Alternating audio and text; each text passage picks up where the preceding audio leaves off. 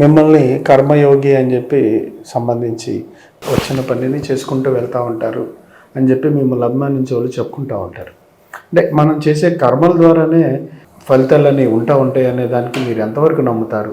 కర్మకి ఎంత ఫలితం ఉంటుందో లేదో తెలియదు, కానీ కర్మ చేయటం అనేది ఖచ్చితంగా చేసి తీరాల్సిందే.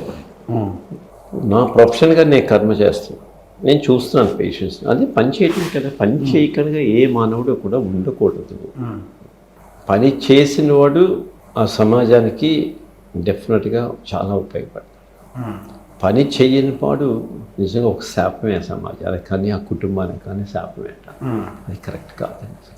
కుటుంబం గురించి కష్టపడకపోవటం కానీ నేనేం పట్టించుకోకపోవటం అంటే అది డెఫినెట్గా చాలా చాలా తప్పు. మీరు భగవంతుని పూజిస్తారా లేదా, నమ్ముతారా లేదా, అది సపరేట్ మాట. సో కర్మ అనేది ఖచ్చితంగా చేసి తీరవలసిందే.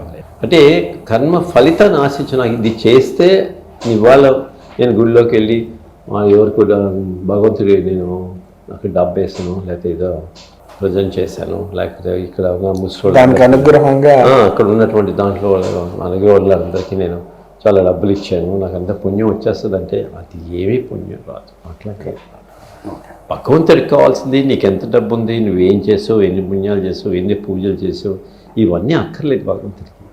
భగవంతుడికి కావాల్సింది నీకు ఎంత ప్రేమ ఉంది భగవంతుడి మీద, ఎంత భక్తి ఉందో చూస్తారు తప్ప నీలో అణిగారు ఉన్నవా లేదా, నిస్వార్థం కానీ అది అణిగిపోయిందా లేదా, ఎవరికైనా చేయాలనే భావం నీలో ఉందా లేదా, ఈగోయిజం తగ్గిందా లేదా, అవన్నీ ఉన్నాయా లేదా అది చూస్తారు. కానీ నువ్వు నాకు ఎంత తీసుకొచ్చి ₹1 కోటి నాకేమో తిరుపతి దాంట్లో నేను వేసాను అని అసలు అలాగే లేదండి అసలు.